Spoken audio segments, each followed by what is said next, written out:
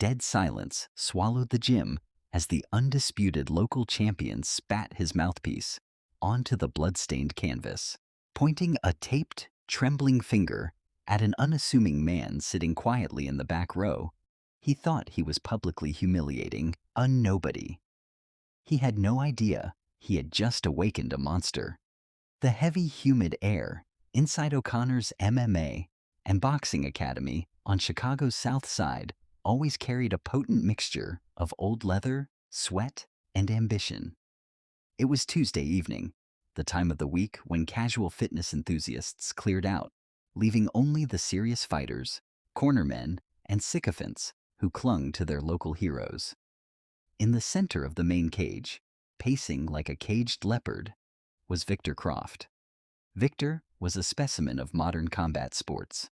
Standing 6 feet 2 inches and weighing in at a shredded 185 pounds, he was a regional middleweight champion on the verge of landing a major professional contract. He was fast, powerful, and above all, vicious. But Victor possessed a fatal flaw that had followed him since his amateur days. His ego was even larger than his right hook. He didn't simply want to defeat his sparring partners, he wanted to break them. He fed on the fear in their eyes, the nervous shifting of their feet, and the collective awe of his entourage hanging from the chain-link fence. "Time!" shouted the head coach, a grizzled veteran named Samuel Reed. Samuel clicked his stopwatch, his face a mask of disapproval. On the canvas, a young, promising middleweight named Tyler lay groaning, clutching his ribs.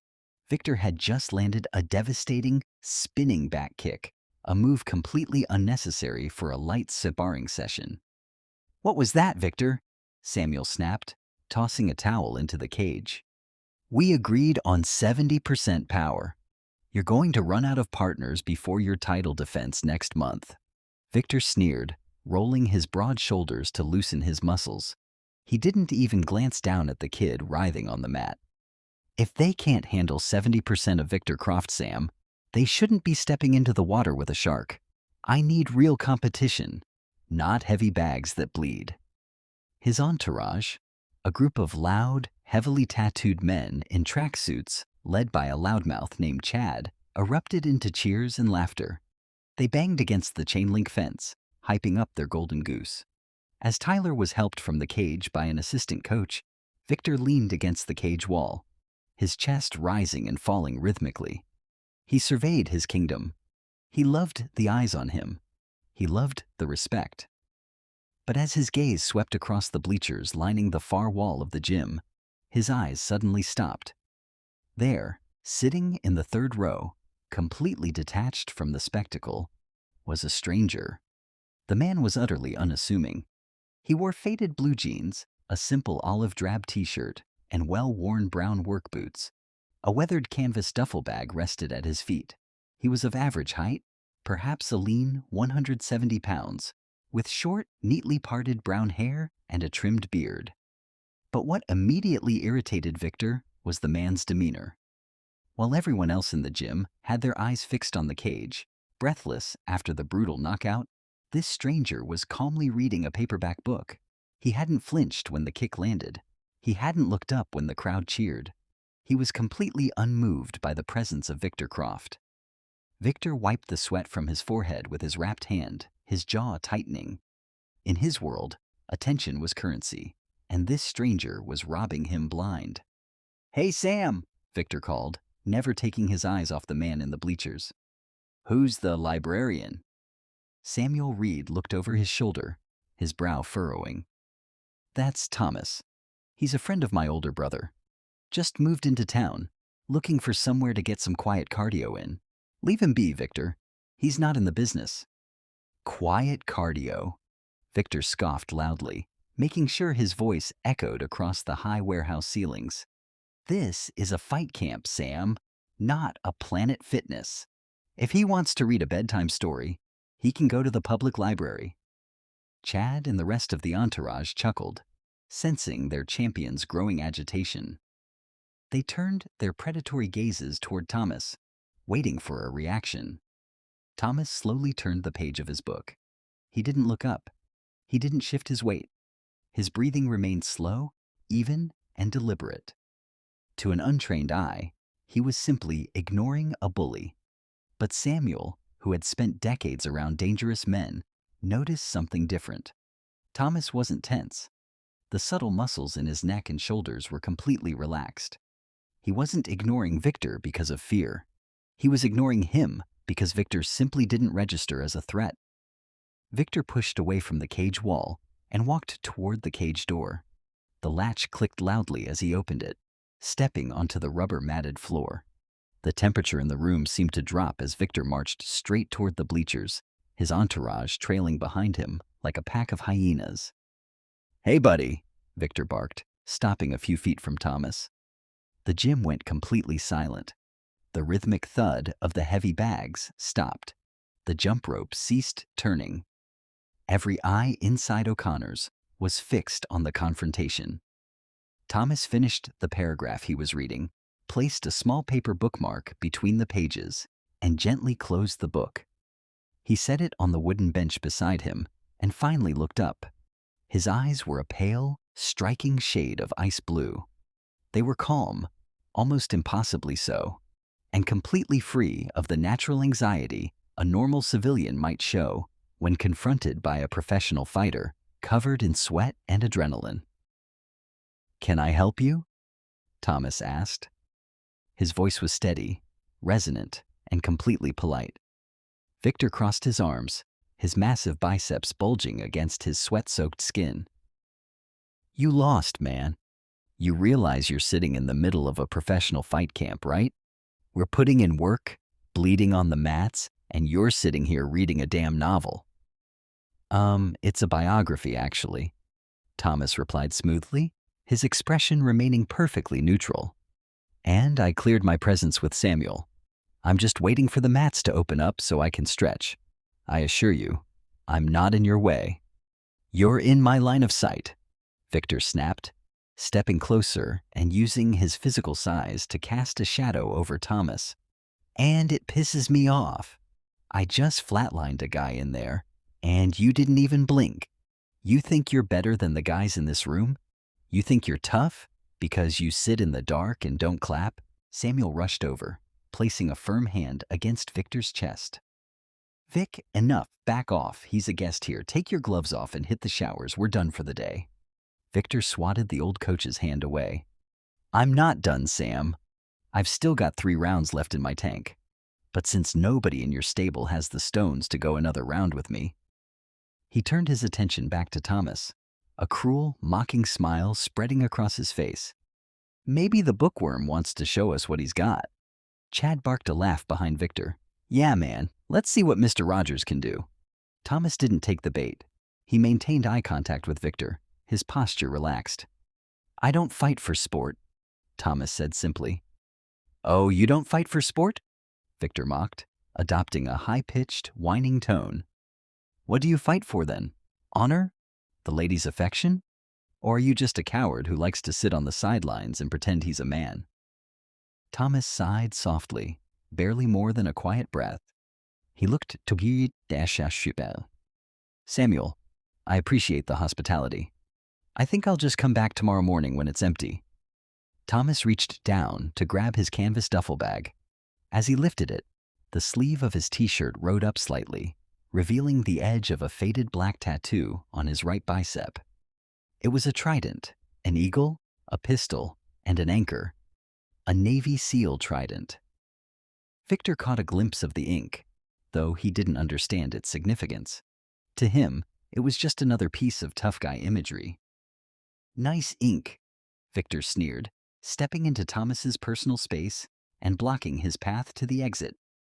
"You get that at a strip mall? Or did it come free with a box of cereal? You fake tough guys are all the same. You buy the tactical pants, get the tattoos. But when a real predator steps up to you, you pack your little bag and run." Thomas stopped. The relaxed, passive aura surrounding him suddenly disappeared, replaced by something cold, dense, and suffocating. It was a subtle change, a slight lowering of his center of gravity, a squaring of his hips, a shift in the cadence of his breathing. Samuel Reed saw it, and a chill ran down his spine. Samuel had served a tour in the Marines back in the day. He recognized the look in Thomas's eyes. It wasn't the expression of a man becoming angry. It was the look of a man running a tactical calculation in his head, assessing the fastest, most efficient way to dismantle a threat. Victor, clears throat. "Am telling you, walk away right now," Samuel warned, his voice tight with genuine alarm. "Shut up, Sam," Victor growled, keeping his eyes locked on Thomas. "He said he doesn't fight for sport, so let's make it interesting. $5,000, $5,000 of my own fight purse, says you won't step into that cage with me for 3 minutes. You survive 3 minutes, you take the cash." Thomas looked at the money. Victor's manager, Chad, was already waving around. Then he looked at Victor. "I don't want your money, and you don't want me in that cage with you." "I want you in that cage," Victor roared, his ego demanding compliance. "Unless you're going to admit right here in front of everyone that you're a fraud. You wear that tattoo like you're some kind of warrior. Prove it, or tuck your tail and walk out that door knowing I own you." The gym was so quiet that the distant traffic bumbling along the street outside could be heard. Thomas stood perfectly still for 5 long seconds. He wasn't evaluating Victor's size or strength. He was studying Victor's footwork, the slight drop in his left hand, the over-reliance on his front leg. He was dissecting him. 3 minutes, Thomas said, his voice dropping an octave and losing all its previous warmth. "We wear gloves, no elbows, no kicks to the knees. If I agree to this, you leave Samuel's gym alone and you learn some humility." Victor's eyes widened with manic joy. He pounded his gloved fists together. "Oh, you're going to teach me humility? I'm going to put you in a coma, old man. Get in the cage." The atmosphere inside O'Connor's shifted from idle curiosity to electric anticipation. The entourage huddled near the cage door, laughing and pulling out their smartphones to record the slaughter. They expected a quick, bloody spectacle, a viral video of their champion crushing an arrogant civilian. Samuel intercepted Thomas as he walked towards the locker rooms to change. "Thomas, listen to me," the old coach pleaded, his voice a harsh whisper. "I know what you are. My brother told me. But Victor is a professional. He's young, he's fast, and he doesn't have an off switch. This is a sanctioned sporting environment, not a battlefield. There are rules here that protect him, not you." Thomas unzipped his duffel bag and pulled out a pair of worn black hand wraps. He looked at Samuel, his icy blue eyes completely free of adrenaline. "Samuel," Thomas said quietly, his hands moving with fluid mechanical precision as he began wrapping his wrists and knuckles. "I've spent the last 12 years operating in places where there are no rules. Where if you make a mistake, you don't lose a round, you don't go home. I know he's fast, I know he's strong, but he fights out of anger and ego. He fights to perform." Thomas pulled the fabric tightly across his knuckles, securing the Velcro. "I don't perform. I dismantle." When Thomas stepped out of the locker room a few minutes later, the gym went quiet again. He had removed his shirt, revealing a torso crisscrossed with pale, jagged lines of old scars. His musculature wasn't inflated for aesthetic appeal like Victor's. It was dense, functional, and hardened by years of unimaginable physical endurance. He didn't bounce on his toes. He didn't shadow box or hit his own face to psych himself up. He simply walked to the cage, his breathing deep and rhythmic, a technique known as combat breathing, designed to keep the heart rate regulated under extreme stress. Victor was already in the center of the octagon, pacing furiously, practically foaming at the mouth for violence. He had strapped on a fresh pair of 16-ounce gloves. Samuel handed Thomas a pair of standard sparring gloves. Thomas slipped them on, barely acknowledging the weight. As Thomas stepped through the cage door, Samuel leaned in. "Don't kill him, Thomas. I mean it. Just survive the 3 minutes." Thomas didn't answer. The cage door slammed shut behind him. The heavy metal latch dropped with a loud clang, sealing them inside. Chad stood outside the fence, holding up his phone. "Make it quick, Vic. Take his head off." "All right, gentlemen," Samuel called out, standing by the door with a stopwatch. 3 minutes, standard sparring rules. Protect yourselves at all times. Touch gloves and back up. Victor practically jogged to the center, holding out his gloves with a mocking sneer. Thomas stepped forward, his movements measured and balanced. They tapped gloves. "I'm going to make you regret walking into my house," Victor whispered. Thomas looked directly through him. "You talk too much." "Time!" Samuel shouted. Victor exploded forward the instant the word left the coach's mouth. He didn't bother with a feeler jab. He launched a devastating overhand right, throwing his entire body weight behind the punch. It was a shot designed to end the fight within the first 3 seconds and provide a highlight reel knockout for his friend's cameras. But Thomas wasn't there. He didn't scramble backward. He didn't raise his arms to block. With a micro adjustment of his footwork, a pivot so slight and efficient that it barely registered to the naked eye, Thomas slipped his head inside the punch. The heavy leather glove grazed the air a fraction of an inch past his ear. Victor's momentum carried him forward, throwing him slightly off balance. In that split second of vulnerability, the professional fighter expected a counterpunch. He expected a hook to the body or a cross to the jaw. Instead, Thomas did something completely unorthodox. He stepped into Victor's space, crowding him completely. He clamped his left hand down on the back of Victor's neck, a modified Muay Thai plum clinch. But instead of pulling Victor's head down for a knee, he used it as an anchor point. With his right glove, Thomas delivered a short, brutal, jarring palm strike-like punch directly to the brachial plexus, the bundle of nerves on the side of Victor's neck.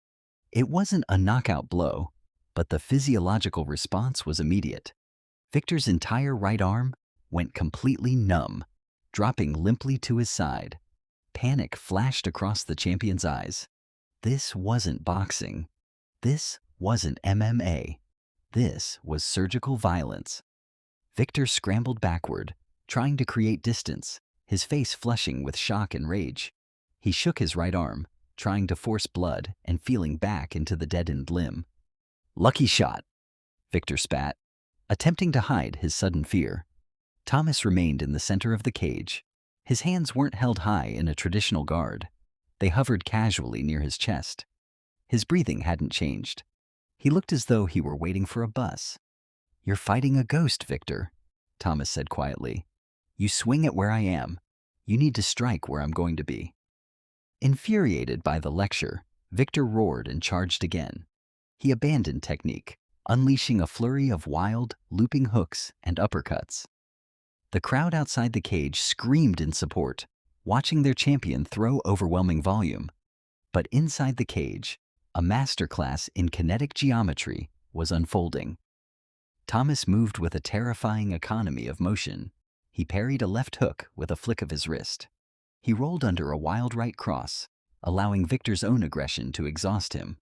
Every time Victor committed his weight to a strike, Thomas subtly redirected the force, tapping Victor on the shoulder or hip, constantly breaking his balance and making the champion stumble like a drunkard. For 60 seconds, Victor threw everything in his arsenal, and for 60 seconds, he hit absolutely nothing but air. He was gasping for breath, his lungs burning, the muscles in his shoulders simming from the lactic acid buildup of missed punches. Thomas hadn't thrown a single offensive strike since the opening exchange. He was simply watching, analyzing, allowing the predator to realize he had become the prey. Victor finally stopped, stepping back, his chest heaving and sweat pouring down his face. The mockery and arrogance had vanished from his eyes, replaced by desperate, frantic confusion. The gym outside the cage had fallen completely silent.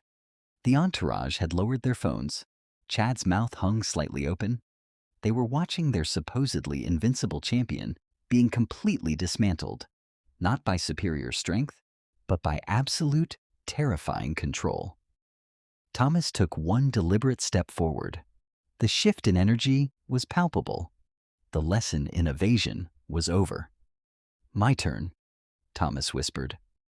Thomas stepped forward, It was a single, deliberate slide of his lead foot. But to Victor Croft, it felt as though the walls of the steel cage were suddenly closing in. The change in atmosphere was instant and suffocating. The passive, evasive ghost Victor had been chasing for the past 60 seconds had vanished. In his place stood a predator of an entirely different caliber. Victor, his chest heaving and lungs burning from the effort of throwing endless, fruitless power punches, tried to reset his stance. He raised his 16-ounce gloves to his cheekbones, attempting to project the formidable guard of a regional champion. But his arms felt like lead. The bravado that had fueled him for years was rapidly disappearing, replaced by a cold, creeping realization that he was completely out of his depth. Thomas didn't rush. He didn't roar or telegraph his intentions. He simply closed the distance with the terrifying, inevitable momentum of a rising tide.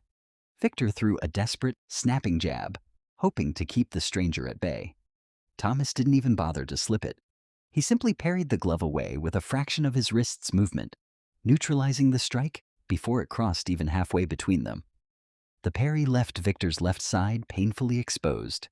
In a fraction of a second, Thomas executed a sequence of strikes so fluid and mechanically perfect that Samuel Reed, watching from outside with the stopwatch trembling in his hand, gasped aloud.